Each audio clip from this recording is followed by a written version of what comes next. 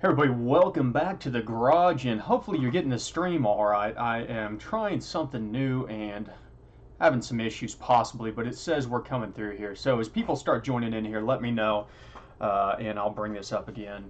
You can leave it down in the comments if you're watching this after the fact. But today I want to talk to you about the first mod you should buy, and given that this is a channel that is based on tuning, you might have already guessed that the first mod I personally think that you should buy obviously is a tuner, and there's a reason behind that. Whenever you get a car, any car that has a modern engine controller on it, the factory flash that's in there, the factory tune as it were, is designed to work for every single car that's out there.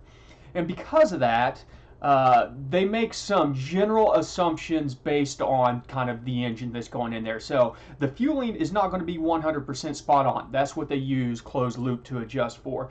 The timing is going to be very, very, very general, something that's super safe, not going to be peak power kind of timing, things like this. And so this one mod, a tuner, if you buy one of these and start with a base tune, every mod that you do after that, you're going to get a little bit more power out of. So if you add the intake after you get the tuner, you're going to be able to squeeze out a little bit more power out of the intake. Same thing with the exhaust. So that's why I suggest that if you are going to start modifying a vehicle, get the tuner first, do a base tune on it, get all that kind of dialed up, and go from there. So hey everybody that's joining, just stick around. I'm just kind of going through a couple things here, and then we'll jump into the ask and answer session about tuning. So hopefully you guys can see me all right. If you can't, just let me know down in the comments there, or in the chat box.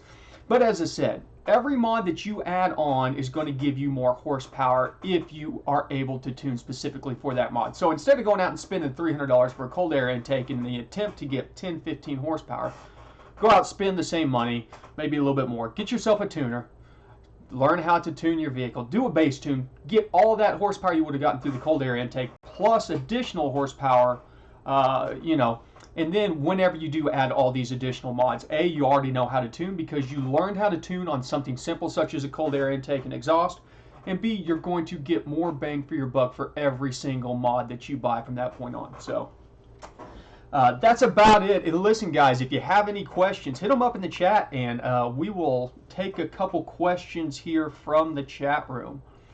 Until then, let's go ahead and roll the disclaimer, get it out of the way. This video is intended for educational purposes only. Improper tuning can cause catastrophic mechanical damage, and you should do your own research before attempting any changes like this to a vehicle. Attempt custom tuning at your own risk.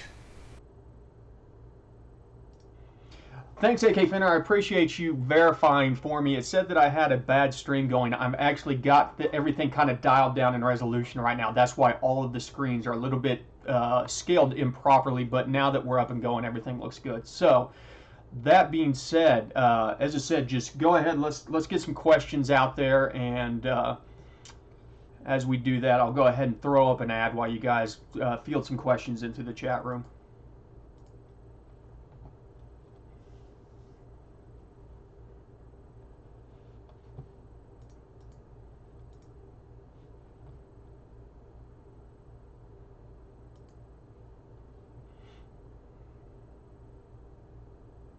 So we don't have any questions yet. I'll keep on talking a little bit about base tuning and why getting a tuner for your first mod is the best idea. And kind of the reason behind that is that everything that we do to generate power on these engines revolves around processing more air, getting the engine to breathe better. The more air that we can get into the engine, the more the engine can produce on horsepower and torque. And of course that means that we need to go ahead and get more fueling in there and all these other things. That's where the tuning kind of comes into it. So there are a couple systems in place from the factory that will allow us to do small mods, and it will correct for those. And that would be the closed loop system. Now you have to remember, on top of that though, whenever you go out of closed loop, such as in power enrichment, that stuff does not work. And so the more mods that you add without doing a tune, the more chance you have of actually getting into a lean condition on the top end whenever you go into power enrichment, because at that point in time it's still using the mass airflow sensor. It should still be calculating, but it's doing sanity checks against the speed density the table, or the VVE table, and that is kind of what tells things, hey, everything looks good. Romeo, how do you log the AFR ratio through the CAN bus, or do you use the analog output? Romeo, I use the serial. I've not messed with the CAN bus. The next one I get, I'm going to get the CAN bus unit, but I've not messed with that one. But I have a video out there specifically on serial. If you would like, I can link that to you, and it shows you how. I think it's like a $10 adapter from Amazon that you can buy, and it basically turns it into a USB input that you bring into your laptop, and then HP Tuners, the scanner software, will see it. Jeremy asked, do you think an AEM X Series wideband would be more beneficial due to the higher sampling rate? The higher sampling rate, that's probably going to be more dependent on what you're doing using to data log it. There's going to be sample rate caps on HP Tuners VCM, the scanner software itself, that you're probably not going to run into any kind of caps from your gauges. It's going to be more on the software side of things. Yeah, Romeo, let me look that up for you. But that's something I've talked about in the past, Jeremy, is the more devices or the more PIDs that you log, the more likely you are to slow all that stuff down. So, you know, just keep that in mind. I run serial on mine, and there's a reason behind that. I'll get into that here in a second. Let me find that link there for Romeo. And so I run serial because the idea behind it is that whenever you're using analog, you have to take the signal from the wideband, bring it into the gauge. The gauge then converts that into a reading, an AFR, a lambda reading, something like that. That's the first conversion that happens. Basically, it's going analog to digital there. After that, you then... There you go, Romeo. After that, the signal then goes from digital back to analog if you're using the analog, and that has to then scale it out to a 1 to 5 out. And that 1 to 5 analog signal is very dependent on things like ground and such like that. You can get noise on there that actually causes issues. Whereas, like Paul uses the CAN bus version and I use the serial version, whenever that data comes in and it's converted from analog to digital, it stays in that digital format. There's no drift that can happen to that data after that. So it's basically that data has been converted to that digital number. That digital number is then passed in a way that sends it over as a message. It all remains digital until it gets to your scanner. Whereas it's at the analog, it goes analog, digital, then back to analog, then back to digital, and you have to do some additional scaling in there, and there's a lot of chances for that data to get skewed, specifically because analog signals are prone to have noise issues. And so if you have things like amplifiers and aftermarket radios and anything else that might create a large electrical field, it can throw an analog off. So good questions, good questions. Hey, Paul, welcome. Thanks for showing up, bud. I appreciate the support as usual. We're going to probably live stream here for at least 30 minutes, if not an hour. So we'll get a lot of questions in here in the meantime.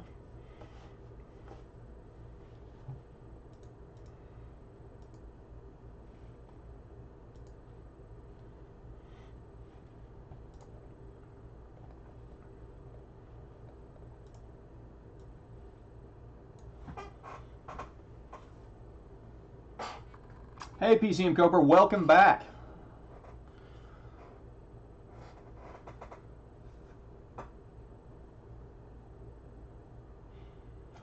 Monsieur, it's not that the tables are the same, it's that the process of tuning the vehicles is the same. So, you know, regardless of what the platform is, you're tuning the same thing. You're tuning the amount of air that comes in, you're adjusting it, the amount of fuel that is delivered for the amount of air appropriately. So you just have to dig into, on the Ford file, which may have multiple fuel tables, you have to figure out where the multiple fuel tables work. A lot of them are going to be in different kind of loads, you know, different RPM ranges, things like that. So, you know, it's hopefully I'm going to have some Ford stuff here soon. As I said, I've got access to a Ford. It's the little 2.3 liter EcoBoost, but I've just been too busy this week. In fact, I planned on doing a couple actual videos tonight, but I had 6 hours of yard work to get done, and so by the time I got done, I just figured let's jump on here and do a stream. Cool, Cobra. Thanks for spreading the word, man. I appreciate it. You know, that's what drives all this. Same ordeal. If you guys, you know, if you find any of this information useful, make sure and throw a thumbs up on it. That gets the algorithm paying attention to it, which just it becomes exponential whenever YouTube starts putting these things out on the right hand side. Whenever other guys are looking up mods and stuff. So, did that make sense though, Monsieur? What I was saying about the different fuel tables.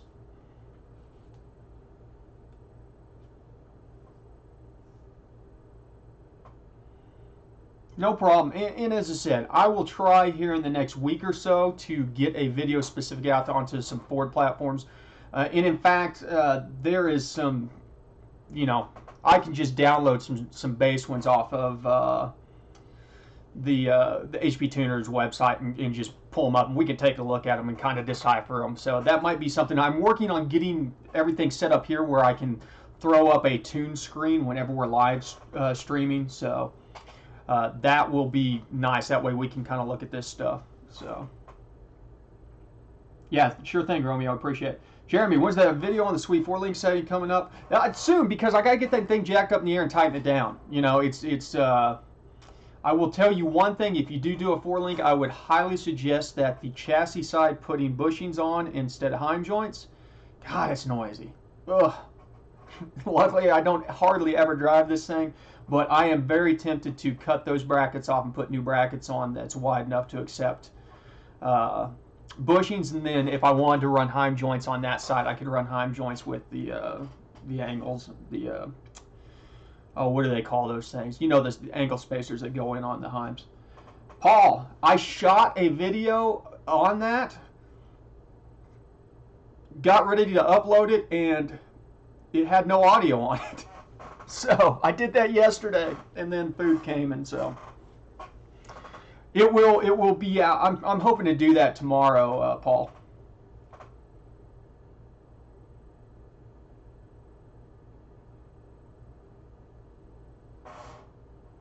Yeah, no problem, man, sir. As I said, I'll check it out.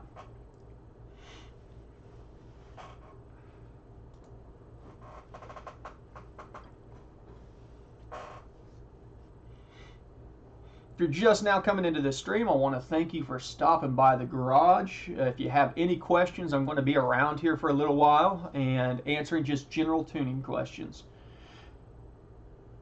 Jeremy, I did the cow tracks. The cow tracks were effective. You could tell.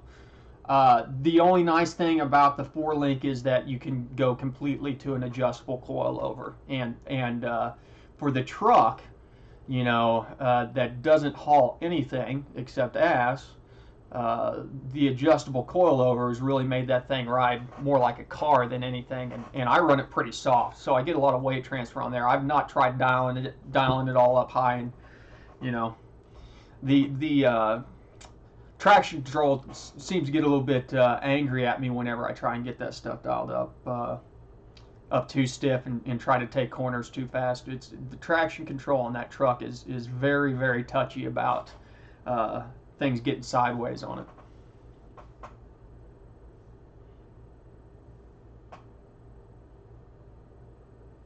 I would try the Caltrax, Jeremy, and you can sell those things for almost what you buy them for if you decide to take them off and go to a 4-link, as long as they're not, you know, rotted out with rust or anything.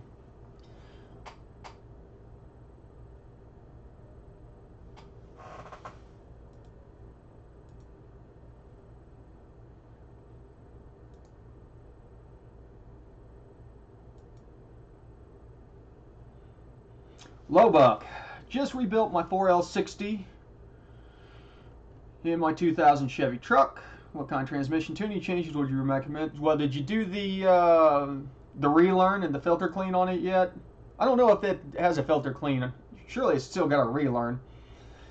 You know, Lowbuck, the next video that I do is going to be on the 4L60E, specifically getting into kind of, you know, basic tuning changes that you can do to help shift times, shift pressure, things like that. So without getting too far off base here in this stream, just keep your eyes peeled. In the next week or so, there's going to be a video specifically on the 4L60. But look up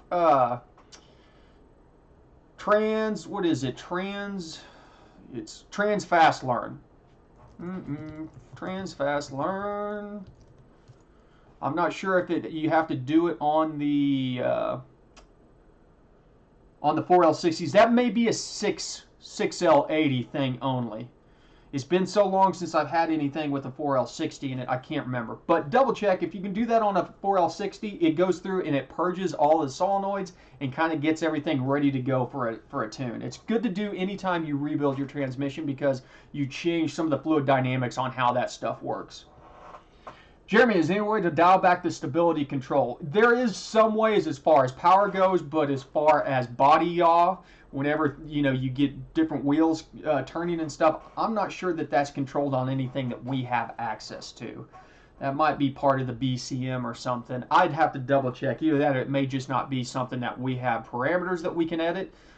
So it doesn't seem like there's really a way to dial back stability control. Traction control, yeah, you can change that, especially on the torque-based vehicles, where you can actually adjust the traction output or something like that. You bump it up like you do some of the other torque stuff. It's a good question on stability control, though. I don't know that we can mess with that.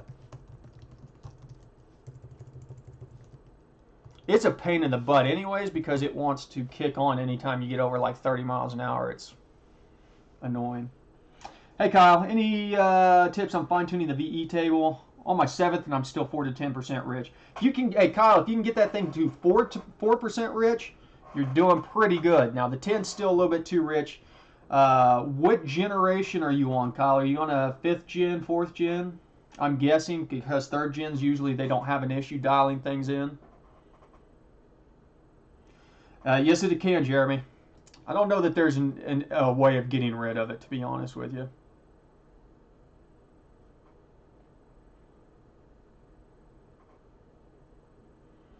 Paul, I'm sure it is.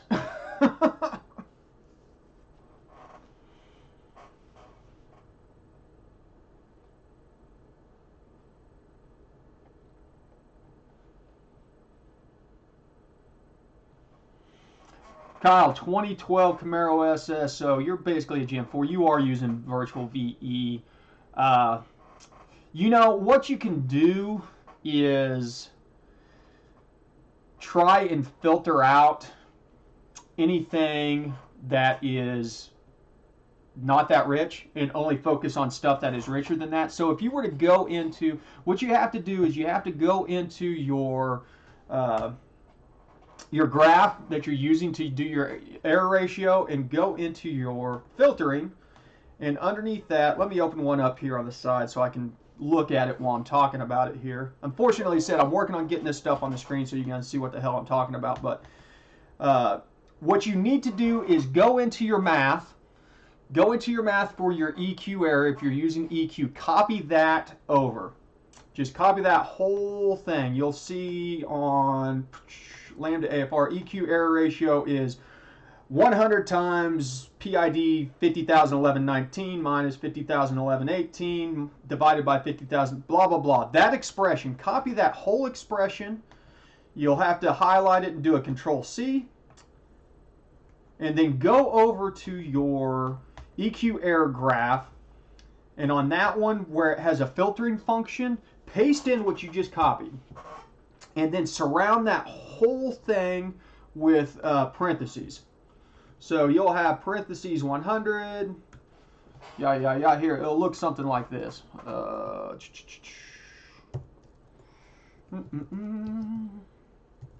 Bear with me as I type this in. Brackets 0.119.238. And then we've got 0.118.238.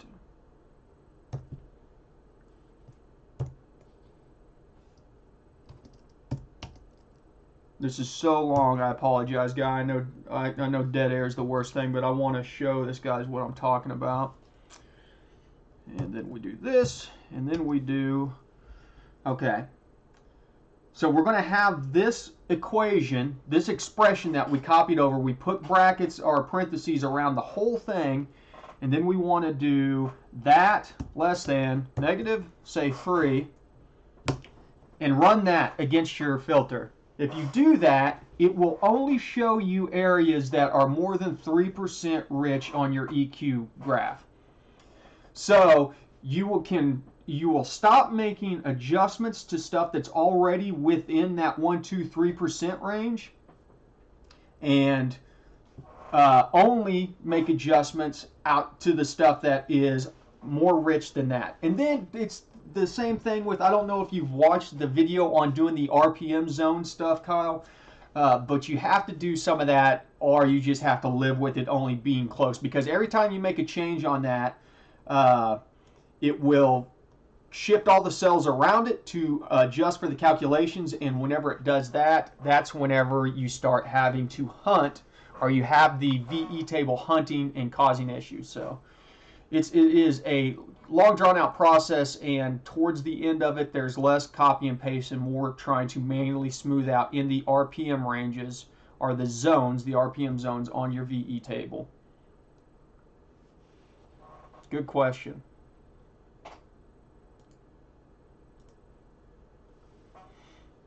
Everybody, welcome welcome to all the new people,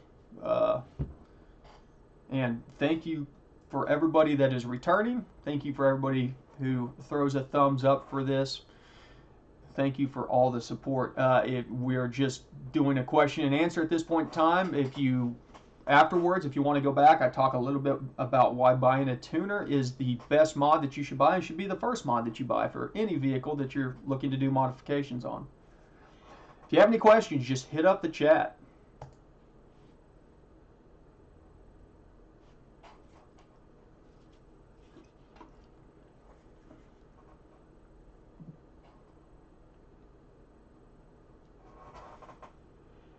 Yeah, Kyle, the RPM zone stuff, it can be a pain. You know, it is very hard whenever you get everything close, and then you go out and you do a log and you make adjustments, and because you may have something that's like a 10 by 10 grid and you only hit 2 cells in there, but whenever you calculate, it skews all these other ones. So now these 2 cells, these 2 fueling cells that you did actually hit are more accurate, but it had to adjust everything else to kind of smooth it out and make it work as a calculation, and it throws all the other crap off. That's what happens. Glad to hear it, Paul, man. I've been filtering myself also. So basically, I'm trying to get my map dialed in a little bit better on speed density, and so I've got mine pretty much set up to ignore anything that's rich and only show me the lean areas. So I don't care if it's 10% rich right now. That's fine. I'm just focused on getting the lean stuff dialed back onto the rich side. And then once ever I get everything over to rich, then I will focus on getting everything back into that, 3-4% rich zone where I feel comfortable about turning on closed loop and letting the O2s kind of dial that stuff in. Just remember, at the end of the day, just as long as you are on the safe side, you should be good.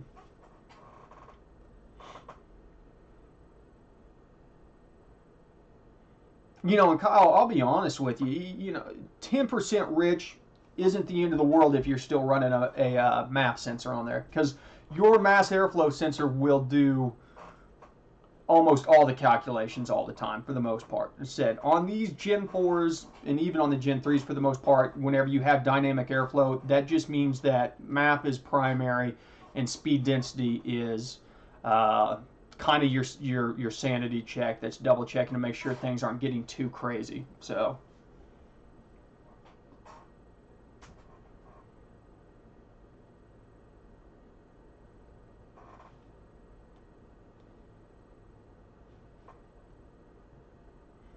as I was saying earlier, hoping to, on the upcoming days, get a 4L 6080.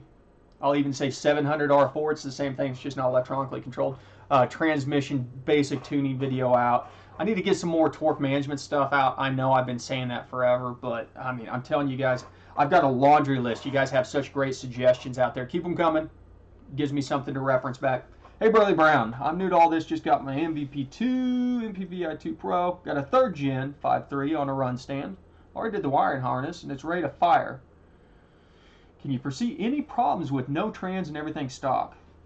Depends on if your ECM was originally connected to a automatic vehicle or a manual. If it's on a manual, shouldn't be an issue. If it's an automatic, you may need to change the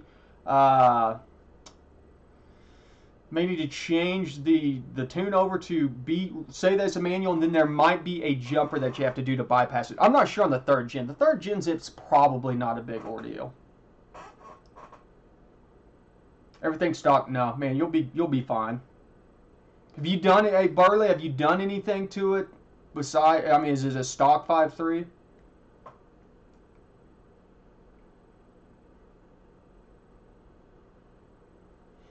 Yeah, Paul, that's pretty typical. It is, Paul, under 4K, it's still using the MAF, but it's basically going. There's still some MAF filtering above 4K, but it is primarily MAF only above 4K. It's less dynamic and more just strictly MAF.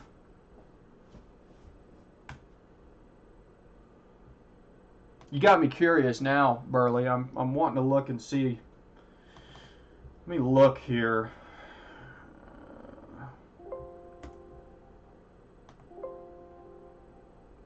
Do you know which ECM that you're using, Burley? Is it a 411?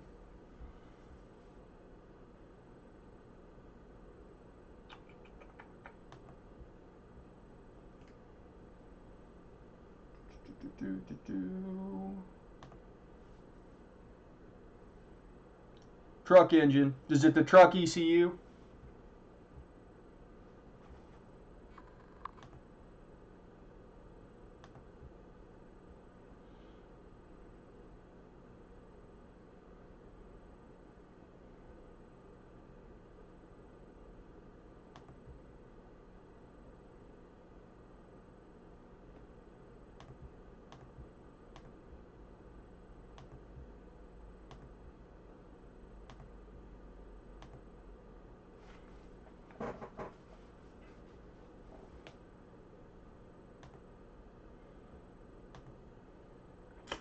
Yeah, under trans you might have to switch trans type over to manual. You know, it's got the PR NDL. Kick that over to none, and I mean honestly, it's. I don't think the Gen 3s are as touchy about that, having communications back. TSI, I have not used the Blue Cat trans tool in years. I used a lot of Blue Cat stuff back a long time ago whenever he was first writing that. And he was doing the VE tool at the same time, which then just got absorbed up into the software. But I have not had any recent experience with the trans tool. Kyle, about to go EA5. Just trying to get both fuels tables dialed in. There you go. Hey, Ogmad, welcome back. Ugh.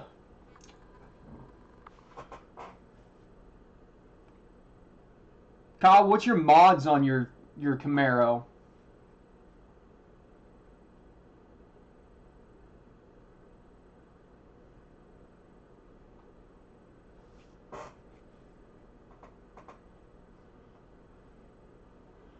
Yeah, Burley, you know, keep me posted on how that goes. If you have any issues, just hit up the comments of any video, any of the recent videos, Burley, and just throw a thing in there saying that you're having issues. I'd be interested to follow up on that. So I check the comments for all of these. So basically, any video that you leave a comment on is a direct line to me. Bull Oni, good name. On a 4th gen LSA, what kind of horsepower does it take before torque management starts holding back horsepower and needs to be tweaked? 10% over stock.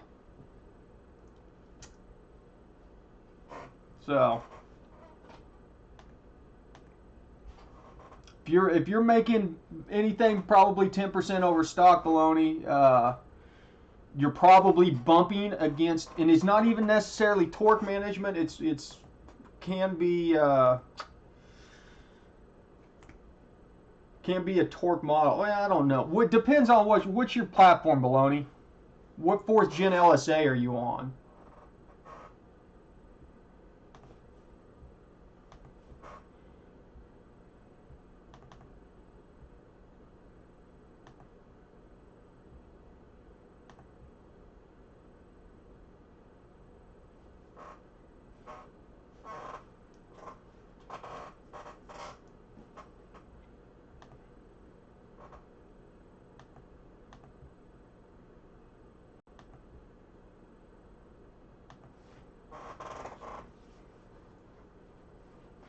Well, it depends. As I said, it depends on whether or not you're on a torque-based ECM, which you probably are. It's a 4th gen LSA, but if I knew what platform, if I knew if it were a Z01 6-speed manual. Okay, that is going to be torque-based. So, on your torque management, you know, if you look at your TCS, there is a max torque on that. It is around 480 horsepower. No, foot-pounds of torque, sorry. 480 foot-pounds of torque on the ZL1s. That will do traction control. The big thing, though, is under virtual torque. You need to look at your virtual torque table. Yeah, E67. Virtual torque tables.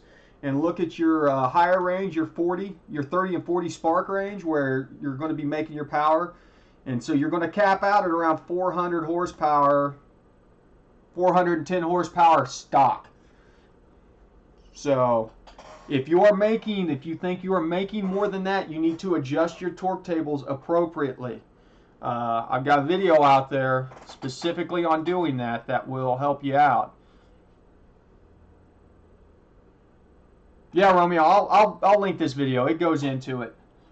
I had somebody just the other day that was having this issue. Car was feeling sluggish over 4,000 RPMs, and it's just because he had not adjusted his torque tables yet. And that just basically what happens if you don't adjust your torque tables, whenever the engine calculates that you've hit that torque, it will start pulling timing and closing the throttle body. It'll literally limit you to that torque. So you can go through, have the best tune on the face of the planet on this thing, and if you do not have your torque tables adjusted properly, it will eat your lunch.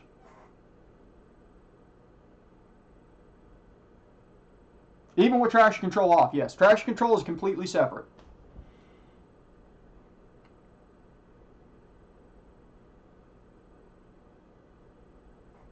Bingo.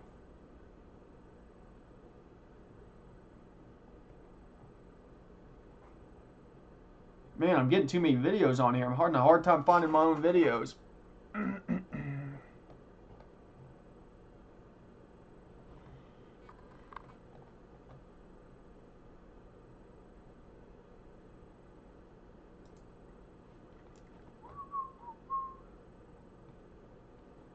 Well, what in the world?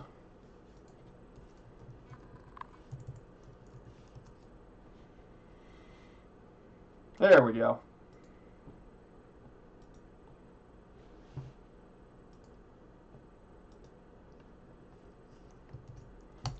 There you go, Romeo and Baloney. Watch that video whenever you get a chance. That will go into the big stuff on torque tuning. This is different than torque management, mind you. Torque management is more for keeping things like your transmission in line.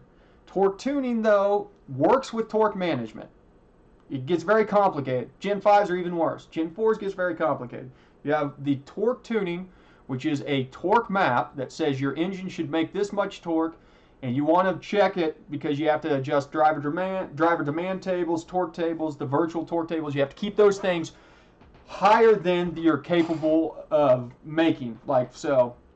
But you can't go crazy, because if you go, say if you think, oh, you know, I'm making 500 foot-pounds of torque, but I'm just going to set this to 1,000, you can cause all kinds of issues. Things won't work right. So you want to keep it realistic, but give yourself a little cushion. So try and, if you have access to a dyno, that's the best way of doing it. If not, just do some calculations, some seat of your pants stuff like that, and say, oh, I've done intake, exhaust, yada yada yada. I should have added 20% more horsepower.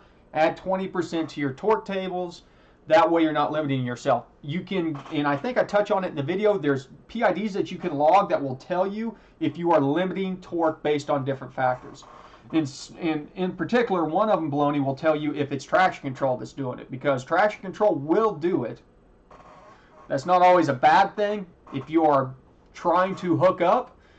I like to tune my torque tables based on what the power is, and then if I need to, I can dial back the traction control underneath torque management there and try and dial it in there to maybe keep from blowing tires off.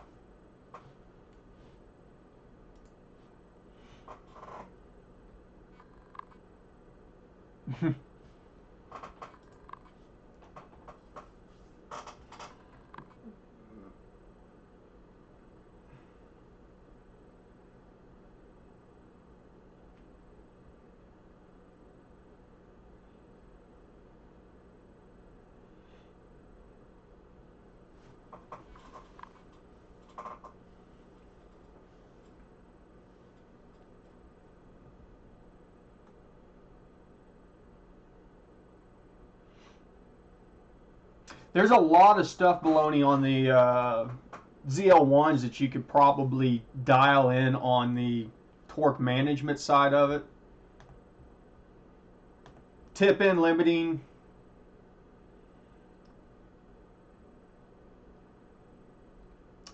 It'd be fun to play with that and see what happened if you disabled tip-in limiting. Could be dangerous, though. Just heads up. You can tear stuff up messing with torque management. Cobra, watch your tuning vids, got my wideband, set up the AFR error graph working fine. I get lost when you cut and paste the AFR error into tune. Copy it, and then you paste, multiply by half, Cobra. You always want to use select the whole table, paste, multiply by half.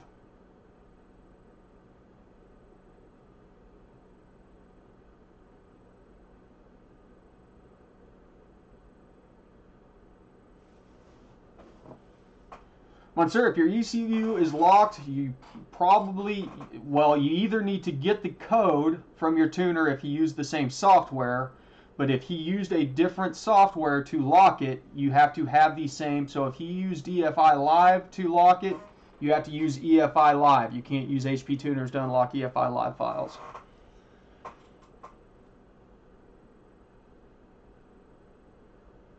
Jeremy. Yes. Cobra, multiplied by half. Jeremy, increase max pressure by about 40, upshift tables 30%, disables adaptive shift, increase oncoming shift by 50%. Jeremy, I'll be honest with you, transmission stuff is just feeling it out. You can also play with the torque management on the transmission. Let me open a file so I know what I'm talking about here.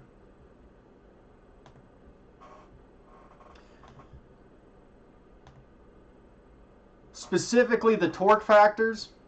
If you go into torque management underneath the 6L80, it's all set to 1. You can play with that.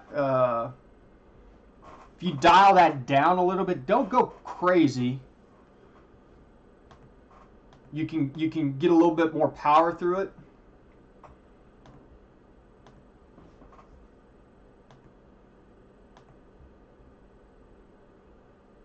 Pressures, though, you know, 40's not going to do anything too crazy. You're fine there.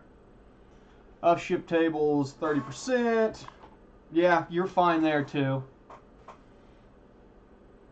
Disable adaptive shift. You know, you should be able to leave adaptive shift enabled and reset it and let it learn back out, and it should be all right. It might keep you So, okay, let's get into a little bit of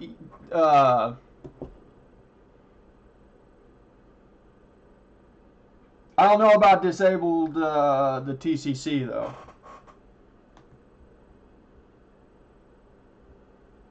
I mean, are you street driving this thing anything? Because I would probably still want the traction control to lock up on cruise.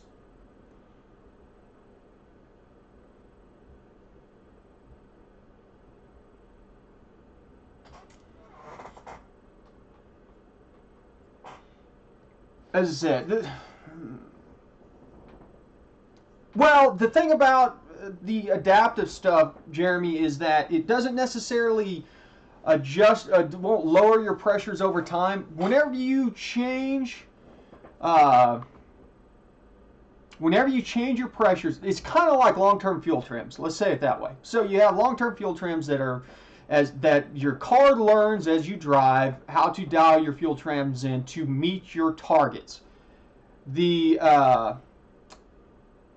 adaptives on the transmission will do the same thing for the pressures. Whenever you set new pressures in this thing, you need to go through and do the transadapt reset through the scanner and then let it relearn the pressures, because you want it, and then after you drive a while and it relearns the pressures, if it's still not shifting hard enough, you need to go in and adjust your pressures and then reset the transadapt again.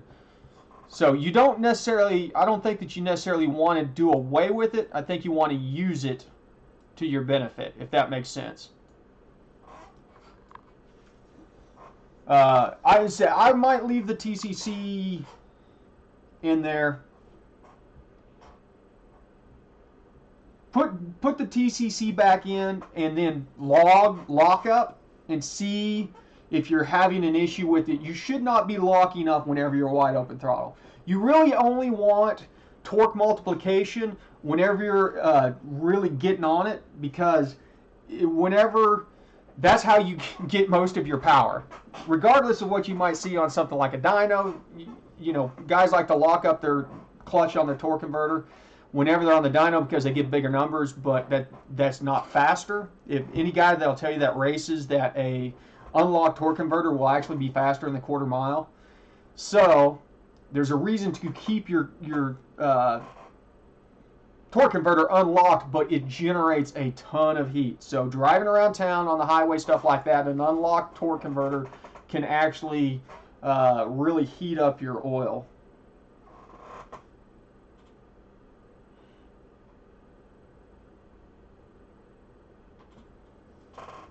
It's a rabbit hole. Transmissions are a big rabbit hole, man. I'm not a big fan of them because they're overcomplicated.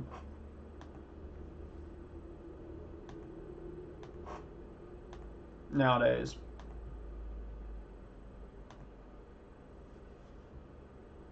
You know, and a good example of that is if you go into your tuner, into the editor, and you change from advanced to basic, and you look at the engine tabs, it cuts out 90% of what you can edit on there. If you do it on the transmission tabs, though, almost everything's still there.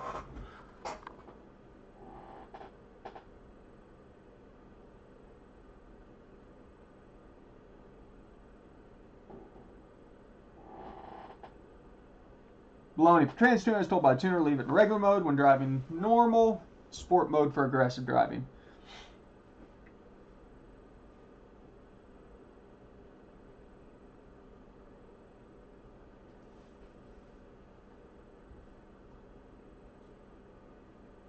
There's some general information out there on kind of what the good pressures are to dial in. There's a dude down in Australia, I can't remember his name off the top of my head, that is doing some things with the 6L80 that I did not think was even possible, including some very dirty second gear launches on slicks that are cutting like 460 foot times. Cool. You can do a lot of cool stuff with these things, and they're fairly resilient as long as you don't get too carried away.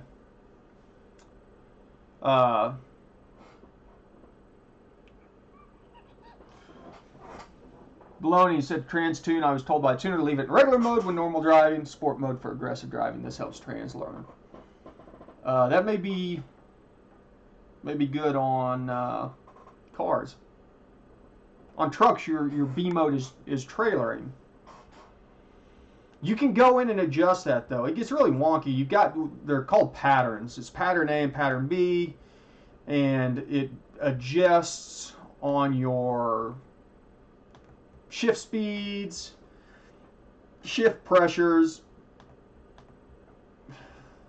because then you have pattern X, Y, and Z, which are different pressure patterns, and you can adjust which pattern A, which pressures it uses, and pattern B, which pressure it uses. So, bubblegum and shoestring racing. You have a micro squirt.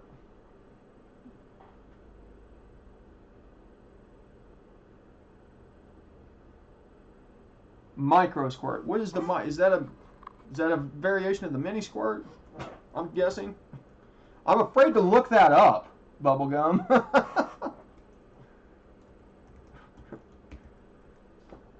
Micro squirt.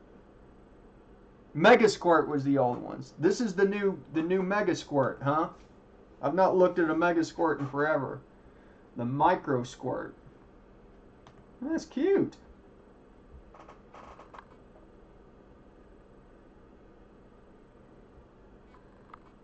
Cool. I'll have to read more about that. Well, you're controlling your 4L80 with it, but can't find any good info on settings.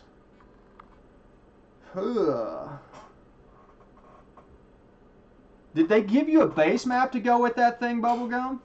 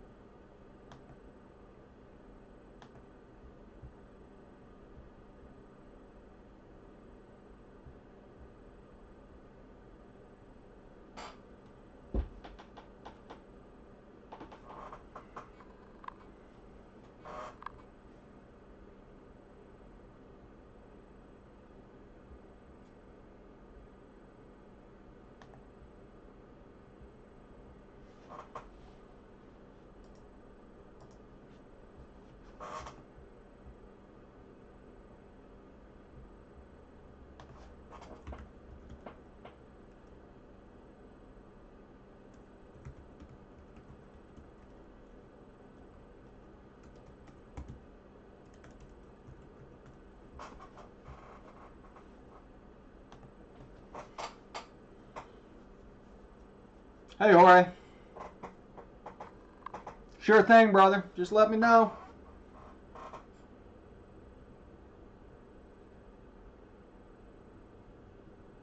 Gotcha.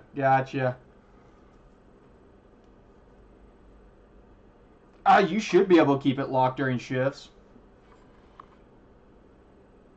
You know, it just depends. You need, man. You transmission guys, you're going to wear me out. Hold on, let me look here. Let me look at a transmission.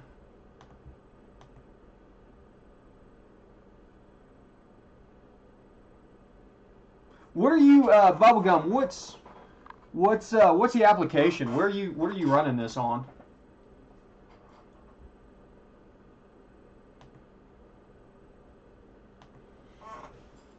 Would it be helpful to have the factory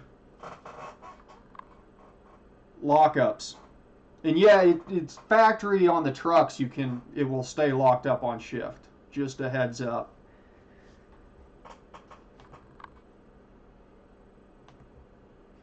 You also have to remember that all this is going to be yeah, this is all based on speed, so it's going to be gear. It's going to be gear ratio dependent.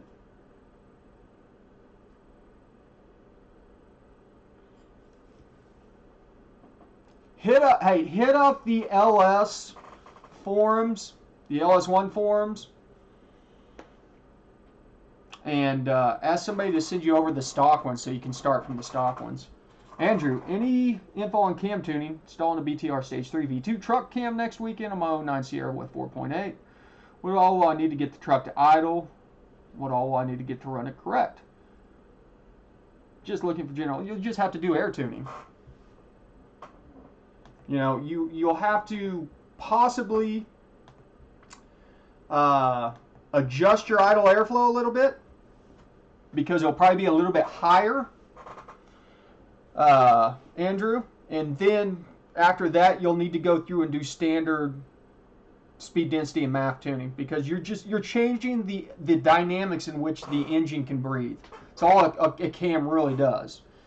And so you have to adjust your maps based off how the cam now allows your engine to breathe. So play with your engine airflow. You might bump your idle up.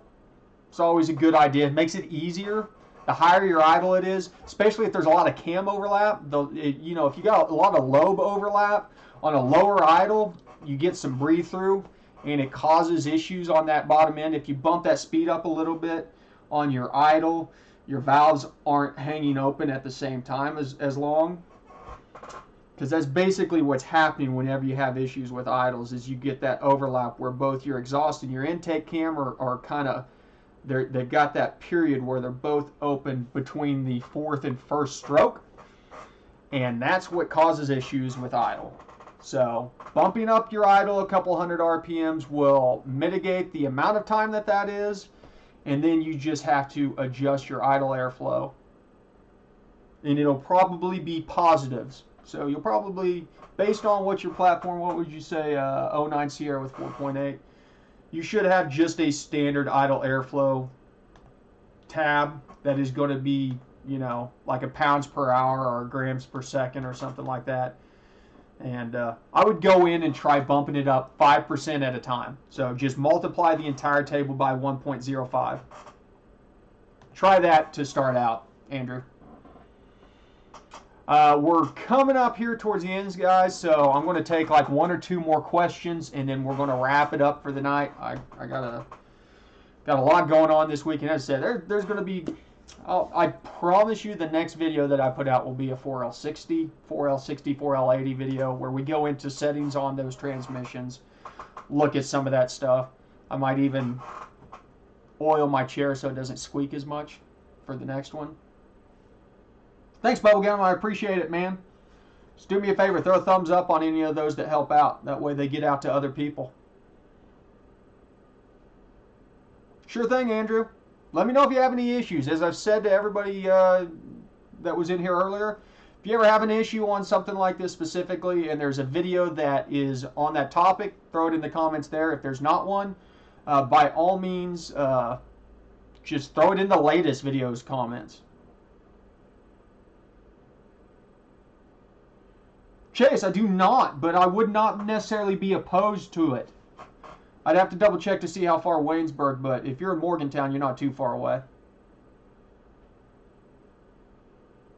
The Whipple giveaway, you mean the turbo giveaway. Or you want me to do a Whipple giveaway?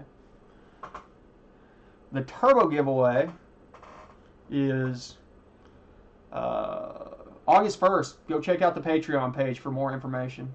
I mean, it's an eBay turbo, so I wouldn't get too crazy about it.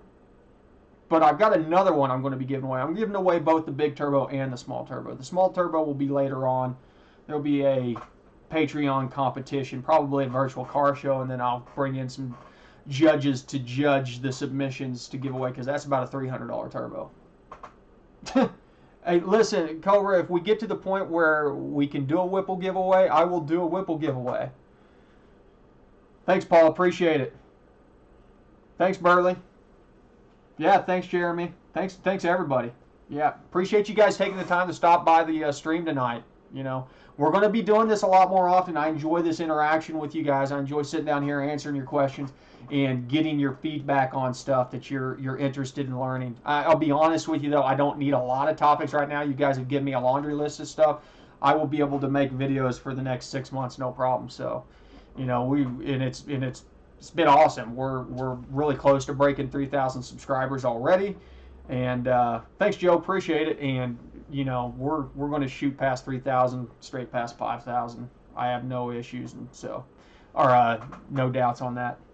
Okay, I'm going to wrap it up, you guys. I'm going to throw in one ad on the end here, and then I'm going to roll the end cards. And so keep your eyes peeled. I'll probably, I've got company coming in tomorrow night, so I'm going to be tied up until about Sunday. I might get a video out this weekend. If not, I may do a quick impromptu stream. And then after that, I'll maybe slam you guys with a lot of content next week whenever everything kind of settles down. So, as I said, I want to thank everybody who stopped by tonight. Thank you guys for all your thumbs up. Thank you for all your subscribes. If you have not subscribed yet, make sure and hit that button. Ring that bell. That way you get any notifications whenever we do live streams. We got new videos coming out, all that other jazz. And as always, thanks for stopping by the garage.